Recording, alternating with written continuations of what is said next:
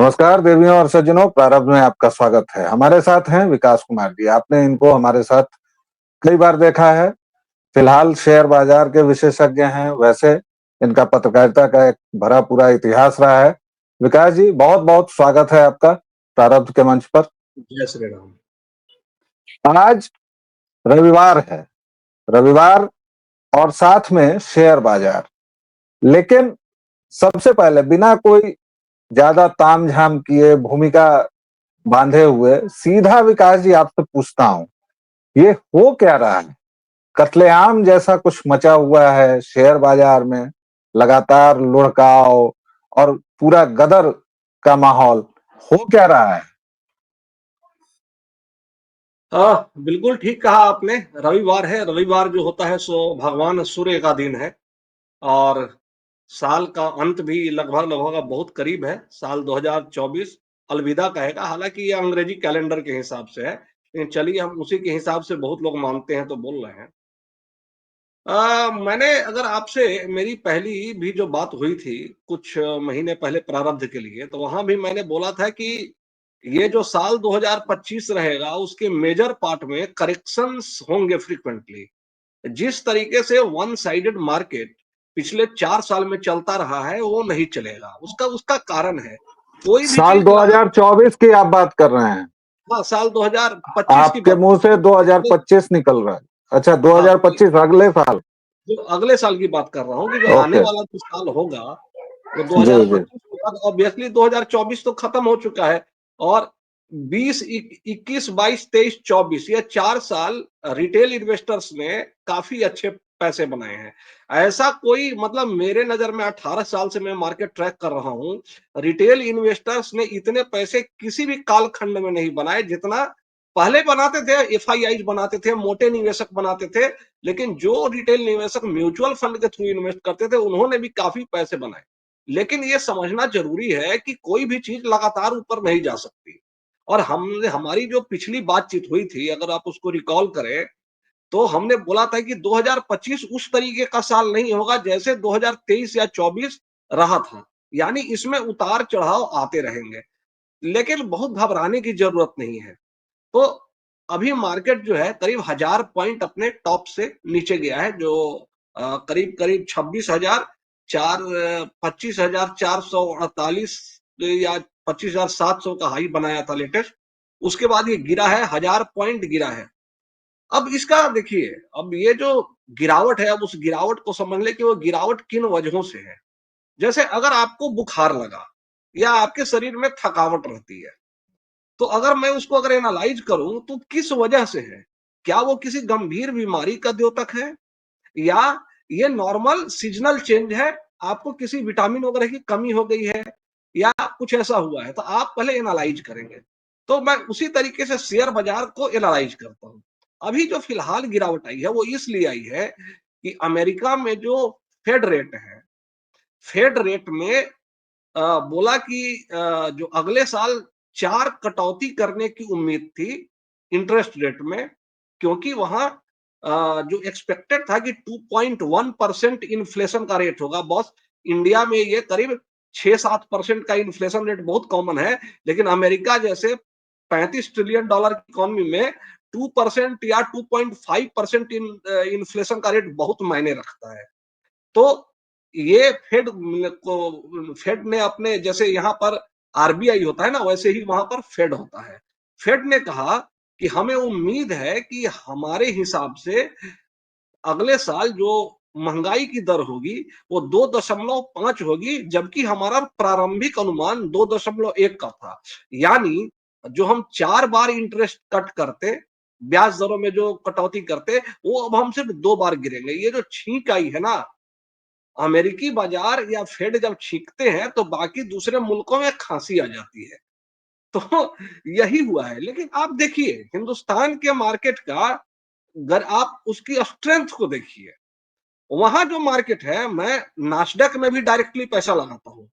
ठीक है, मैं सीधा अमेरिकी बाजारों में भी निवेश करता हूँ, किसी ईटीएफ के थ्रू नहीं। लेकिन वहां मार्केट नास्डेक 6% गिर चुका है। एनवीडिया, टेस्ला, अमेजॉन जैसे जितने भी शेयरों में मैंने दांव लगाए थे सब गिरे हुए हैं 6-7%। लेकिन भारत का शेयर बाजार सिर्फ 3% गिरा है। आप जरा समझिए, अगर इसको महाभारत के एनालॉजी से देखें कि अर्जुन जब तीर मारता था तो नहीं, जब कर्ण जब तीर मारता था तो अर्जुन का जो रथ था सिर्फ 3 कदम खिसकता था, लेकिन जब अर्जुन मारता था तो न जाने मतलब कितने मीटर चले जाते थे। तो कहा भगवान कृष्ण ने कि भाई तुम्हारे ऊपर मैं स्वयं जो है सारे ब्रह्मांड का भार लेकर मैं हूं, हनुमान जी है, फिर भी वो 3 कदम खिसका देता है। तो भारत के मार्केट का स्ट्रेंथ देखो बॉस, कि नास्डैक 6% गिर रहा है, नहीं तो क्या होता था पहले, नास्डैक 6% गिरता तो यहां 20% गिर जाता है ना।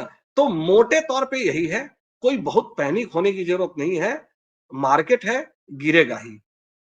जी, वैसे दर्शकों थोड़ा सा इसके इतर मैं जानकारी दे दूं कि इन्होंने जिस फेड रेट की बात की, अमेरिकी बाजार की बात की, तो अमेरिका की तो हालत ये भी है कि जो बाइडेन को अपनी छुट्टियां रद्द करके आना पड़ा और रातों रात कमला हैरिस को भी पहुंचना पड़ा और वहां पर एक आपातकालीन बिल लाना पड़ा, क्योंकि फेडरल गवर्नमेंट के पास चाय पानी के भी पैसे नहीं बचे थे, अगर मुहावरे में कहें तो। इसलिए हम्म। अमेरिका से भारत की तुलना या फिर, लेकिन चूंकि एक ग्लोबलाइज्ड वर्ल्ड में हम हैं और चूंकि शेयर बाजार पर चिंता करने वाले हैं, आज ही हमारी एक और अर्थशास्त्री सीनियर से बात हो रही थी, विकास जी, तो उन्होंने कहा कि शेयर बाजार को लेकर जो इतना हल्ला मचता है वो बेसिकली 30 या 50 कंपनियों का, एक में 30 का और उसमें देखते हैं, एग्जैक्टली तो उससे एग्जैक्टली। तो उससे बहुत ज्यादा घबराने की जरूरत नहीं होती है। लेकिन इस प्रश्न को मैं आगे बढ़ाता हूं कि शेयर बाजार में ऐसा हो क्यों रहा है, आप जरा मैंने क्यों पर प्रकाश डालिए। मैंने आपको सिर्फ पहले ही मतलब जो आपका जो दोनों सवाल था वो दोनों का जवाब मैंने दे दिया कि ये फेड की वजह से हुआ। और जी मतलब होने का रीजन वही था कि भाई अगर मान लो कि मार्केट जो होता है शेयर मार्केट एक फॉरवर्ड डिस्काउंटिंग मैकेनिज्म होता है। अब इसको मैं थोड़ा सा जो फॉरवर्ड डिस्काउंटिंग जी मैकेनिज्म जो भरतम एक जार्गन मैंने फेंका है, थोड़ा मैं समझा दूं। ये मतलब ये हुआ फॉरवर्ड डिस्काउंटिंग मैकेनिज्म का कि अगर बाजार को लगता है कि आने वाले समय में भारत की जीडीपी या किसी देश की जीडीपी या ग्रोथ रेट अच्छी रहेगी तो मार्केट बढ़ेगा, तो बॉस क्या करता है, मार्केट पहले ही उतना बढ़ जाता है। यानी भविष्य में जो अर्निंग होगी, जो ग्रोथ होगी, वो शेयर प्राइस में पहले रिफ्लेक्ट होगा। अगर किसी कंपनी की ग्रोथ होनी होगी, आज से मान लीजिए कि 3 साल तक लगेगा कि कंपनी अगर लगातार ये विकास करती रहेगी, तो कंपनी की प्राइसेस वो आज 1-2 महीने में इतनी बढ़ जाएगी। जब वो ग्रोथ आएगा तो ग्रोथ का इंतजार नहीं करती है। आप समझ रहे हो? तो इसी वजह से जो है मार्केट पार्टिसिपेंट्स ने, एफआईआईज ने ये सोचा कि बॉस अगले साल तो अमेरिकी बाजारों में 4 बार रेट कट होगा। ब्याज दरों में कमी आने से लोग ईएमआई ज्यादा लेते हैं, कर्ज ज्यादा लेते हैं, कार खरीदना है तो कार खरीदने लगते हैं, घर खरीदना होगा तो लोग घर खरीदने का, तो इकोनॉमी में एक बूम की स्थिति आती है, ग्रोथ बढ़ता है। लेकिन पहले 4 बार रेट कट होने वाला था, उसके जगह पर सिर्फ 2 बार होगा। तो भाई मार्केट उसके हिसाब से वो समायोजित करेगा ना अपने आप को। भाई आपको अगर गर्मी या ठंडक लगती है, नहीं आपके, अगर मान लो कि आपका शरीर जो है किसी खास तापक्रम के लिए व्यवस्थित है, अचानक जो है आप ठंडी में निकलेंगे तो शरीर उसके हिसाब से एडजस्ट करता है। तो यही एक नॉर्मल समायोजन है। और आपकी जिनसे बात हो रही थी बंधु से, अर्थशास्त्री जी, उन्होंने बिल्कुल ठीक कहा। अब ये जो शेयर बाजार है, आप देखिए, रिलायंस नहीं चल रहा है, एचडीएफसी नहीं चल रहा है। एचडीएफसी तो हालांकि कुछ समय चला है, कई 5-6 बड़ी बड़ी कंपनियां हैं जो नहीं चल रही हैं।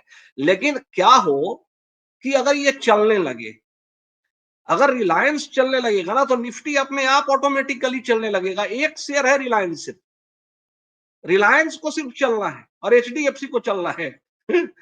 अगर ये दोनों चल गए ना तो वैसे ही ऊपर चला जाएगा ये तो। चलिए, चलिए इसको थोड़ा आगे बढ़ाता हूं। मैं ये कह रहा हूं कि आगे क्या हो सकता है, उस परिदृश्य पर थोड़ा बातचीत करें कि आगे क्या क्या हो सकता है। देखिए 20 जनवरी को ट्रंप अपना कार्यभार संभालने जा रहे हैं। पहली बात तो ये है, उसके आने के बाद जो ट्रंप की अगर जो आर्थिक नीतियां हैं वो थोड़ी एक्सपेंडिंग वाली है। मतलब वो कर्ज लेकर के भी वो ग्रोथ करेंगे। लास्ट टर्म भी जो उनका था, उनका यही सब था, जो हिसाब-किताब जो चलाने का था। इधर चाइना ने भी कह दिया है कि चाइना भी चूँकि उसका ग्रोथ कॉन्ट्रैक्ट कर रहा है, तो वो इंटरेस्ट रेट को कम करेगा और ग्रोथ को बढ़ाएगा। तो दुनिया में जो 2 बड़ी इकोनॉमीज़ है, उसकी उम्मीद है कि वहाँ पर ग्रोथ ठीक रहेगा। तो चाइना का भी ठीक रहेगा, अमेरिका का भी ट्रम्प के आने के बाद ठीक रहे ग्रोथ बढ़ेगा। अब इसमें मेरे हिसाब से जो ऐसा लगता है कि अगले 2-3 महीने थोड़े उथल-पुथल वाले रहेंगे आपको। फिर भारत का भी बजट आने वाला है, जो बजट का जो काम-काज है वो तो शुरू हो जाता है अभी और उसके बाद फरवरी वगैरह में बजट आएगा। बजट के बाद दशा-दिशा तय होगी। कुल मिला-जुला करके मुझे लग रहा है कि 2-3 महीने, 4 महीने ऐसे ही मार्केट रेंज बाउंड होगा। हो सकता है कि मार्केट यहाँ से 1000 पॉइंट और गिर जाए। इसका मैं गारंटी नहीं लेता कि भाई क्या है, अगर मार्केट मेरे कहने से ऊपर-नीचे आता तो मैं दुनिया का सबसे अमीर आदमी होता। लेकिन हो सकता है गिर जाए, लेकिन पैनिक नहीं होना है। उसके बाद एक बार जब ये गिरावट हो जाएगी और इस तरह का जो रेंज बाउंड मार्केट है वो भी जब हो जाएगा, एक टाइम करेक्शन हो जाएगा, उसके बाद मुझे ऐसा लगता है कि अप्रैल वगैरह से एक बार फिर से मार्केट नई ऊंचाई बनाता दिखेगा और तब आप लोग यही कहेंगे कि अरे हम तो रिलायंस जो है एशियन पेंट्स 2300 रुपए पर था, हमने क्यों नहीं खरीदा। अरे रिलायंस बॉस यहाँ से 20% बढ़ गया। बॉस ये ना आप समझो कि जब डिस्काउंट सेल है ये मार्केट में, तो जब डिस्काउंट सेल लगता है तो उसको अच्छे मौके को लपकना चाहिए, सवाल नहीं करने चाहिए। रिलायंस कहीं नहीं जा रहा है इस धरती पर से। अगर धरती रहेगी, भारत रहेगा तो रिलायंस भी रहेगा, एचडीएफसी भी रहेगा। तो अब जरा अपने दर्शकों श्रोताओं के लिए प्रश्न के बिल्कुल जिस प्रश्न का उनको बहुत ज्यादा इंतजार है और उसको थोड़ा आप विस्तार से बताएं कि अभी कैसे पोर्टफोलियो को रखना चाहिए, कैसे आगे बढ़ना चाहिए, कैसे क्या-क्या करवाना चाहिए, वो उस अ, हिस्से को थोड़ा आप विस्तार से समझाएं। बिल्कुल, जैसे एक लोगों की टेंडेंसी ये होती है कि जो स्टॉक्स या सेक्टर्स पहले चले हुए होते हैं, जैसे डिफेंस ने बहुत जबरदस्त रिटर्न दिया पिछले कुछ सालों में और पीएसयू ने दिया और कुछ और कंपनियां भी काफी चली, तो उन्हीं कंपनियों पर दांव लगाने की इच्छा होती है। लेकिन मैं आपको बता दूं, जो अगला फेज जो बुल रन का होगा, उसमें वैसे सेक्टर्स चलेंगे जो सेक्टर्स अभी तक नहीं चले हैं, उसके संकेत भी मिलने शुरू हो गए हैं। मैं 2 सेक्टर्स का नाम बता रहा हूं, आप उस पर नजर रखिए जनाब। आईटी सेक्टर और दूसरा banking sector, private banking space जो है सो। ये दोनों सेक्टर्स चलेंगे। वो क्यों चलेंगे? अगर आप इस पूरे गिरावट में भी देखिए तो जो आईटी सेक्टर है नहीं गिरा है। क्यों नहीं गिरा है? उसका कारण है, मैं आपको फिर वही कह रहा हूं, जो अमेरिका में ग्रोथ आएगी ट्रंप के आने के बाद, तो वहां की कंपनियों में ज्यादा पैसा होगा आईटी सेक्टर में खर्च करने के लिए। तो यहाँ की जो कंपनियां हैं उनको ज्यादा कॉन्ट्रैक्ट्स मिलेंगे। इस वजह से ये बढ़ोतरी हो रही है। तो आप परसिस्टेंट है, इम्फेसिस है, टीसीएस है, इन्फोसिस है, एचसीएल है, इस तरह की कंपनियों पर आप नजर बनाए रखें। दूसरा सेक्टर है आपका आईटी के बाद मैंने बताया था, दूसरा कौन सा सेक्टर बताया था अभी तुरंत? अ, हाँ, प्राइवेट बैंकिंग स्पेस। अब अर्थव्यवस्था बढ़ेगी तो प्राइवेट बैंकिंग में देखिए एचडीएफसी कई सालों से ठीक से नहीं चला है। आईसीआईसीआई को छोड़ दे बैंक को, तो बाकी सारे बैंक उतने नहीं चले हैं। तो थोड़ा इधर नजर बना करके रखिए, क्योंकि इधर ग्रोथ आएगी। तीसरा जो मुझे लगता है कि अभी ये मौका है, कुछ और ऐसे स्टॉक्स हैं जिसमें आप धीरे-धीरे एक्यूमुलेट करना शुरू कर सकते हैं। मेरे ज़हन में सबसे स्ट्रॉन्ग नाम जो उभर के सामने आ रहा है, वो मैं दोबारा रिइटरेट करता हूँ, इंडियन होटल्स। होटल सेक्टर में ओवरऑल चांदी चल रही है। तो होटल सेक्टर में इंडियन होटल्स बहुत अच्छा होटल है। दूसरा, आप वेदांता में नज़र दौड़ा सकते हैं। वेदांता अभी बहुत अट्रैक्टिव वैल्यूएशन पर है। उसके बाद कंपनी में डिमर्जर भी हुआ है। वेदांता अच्छा है। तीसरा, एशियन पेंट्स भी आप थोड़ा बहुत एक्यूमुलेट कर सकते हैं। रिलायंस पर नजर रखिए और जो सबसे आखिरी शेयर मैं बता रहा हूं वो है आखिरी शेयर तो मैं नहीं कहूंगा, हाँ, स्विगी। स्विगी को आप देख सकते हैं। स्विगी के अलावा फार्मा सेक्टर में भी 2 कंपनियाँ हैं, वोकहार्ट और पिरामल फार्मा। फार्मा सेक्टर भी अच्छा ग्रोथ कर रहा है। तो अब इतने सारे मैंने नाम बोल दिए हैं तो हो सकता है आपको याद ना हो, लेकिन मोटे तौर पे फार्मा सेक्टर में आपको वोकहार्ट और पिरामल फार्मा पर नज़र बनाए रखना है। होटल सेक्टर में आपको इंडियन होटल्स पे नज़र बनाए रखना है। अगर आपको निफ्टी 50 पे नज़र बनानी है तो आप रिलायंस, एशियन पेंट्स और एचडीएफसी बैंक को एक्यूमुलेट करना शुरू कर सकते हैं। तो ये अच्छा मौका है। अब थोड़ा सा हमारे जो दर्शक लगातार हमसे जानना चाहते हैं कि शेयर बाजार में ये मतलब मैं बहुत प्राइमल क्वेश्चन पूछ रहा हूं, इसलिए कि थोड़ा सा ये बता दें ताकि फिर हम इसको कंक्लूड करेंगे कि शुरुआत अगर अभी करनी हो इस दौर में, इस वोलाटाइल दौर में मैं कहूंगा, या आपकी नजर से हो सकता है विशेषज्ञों की नजर से ये शायद सुनहरा दौर है, क्योंकि कल मैं कहीं किसी विशेषज्ञ की राय पढ़ रहा था कि अभी सबसे बढ़िया समय है, चुप मार के बहुत चीजें खरीद लीजिए और चुपचाप बैठे रहिए, जो चीजें गिर चुकी हैं वही रख लीजिए और वो फिर उठेंगी। तो एक विशेषज्ञ के नाते आपकी क्या सलाह होगी अगर अभी मैं मान लीजिए शुरू करना चाहूं, मैं एक बिल्कुल नोवाइस हूं, मुझे कुछ नहीं पता है और मेरे पास मान लीजिए बहुत कि कुछ रकम है बहुत सिंपल और बता मैं रहा शुरू हूँ। करना चाहूं। जी। हुँ, ये जो मैंने 5 स्टॉक बताए हैं, उसके बाद मैंने दिवाली पर भी कुछ स्टॉक्स बताए थे। वो सारे स्टॉक्स जी। वहाँ से 15-20% बढ़ गए, जहाँ से हमने बताया था। तो आप एक ये 5 शेयर, उसके अलावा नास्डैक ईटीएफ ऐड कर लीजिए, उसमें मैं फिर से रिइटरेट कर रहा हूँ और एक शेयर है हेल्थ केयर सेक्टर का max max health care.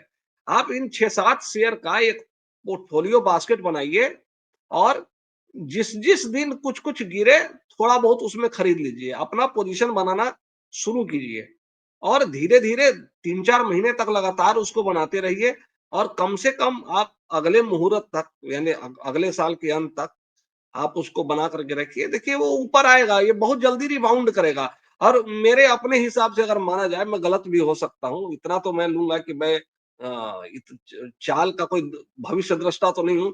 300-400 point market और गिरेगा तो गिरेगा, इससे ज़्यादा गिरने वाला नहीं है और इसके बाद फिर ये उठना शुरू होगा। यानी कुल मिलाकर कहें कि हिंडनबर्ग रिपोर्ट की तरह व्यवहार न भी करें तो भी उसकी जो रणनीति है कि पहले मार्केट को देखिए और फिलहाल जो भी गिर रहे हैं शेयर्स या जिनमें भी लग रहा है आपको कि वो और थोड़ा सा गिर सकते हैं उनको रखिए और चुप मार के बैठ जाइए।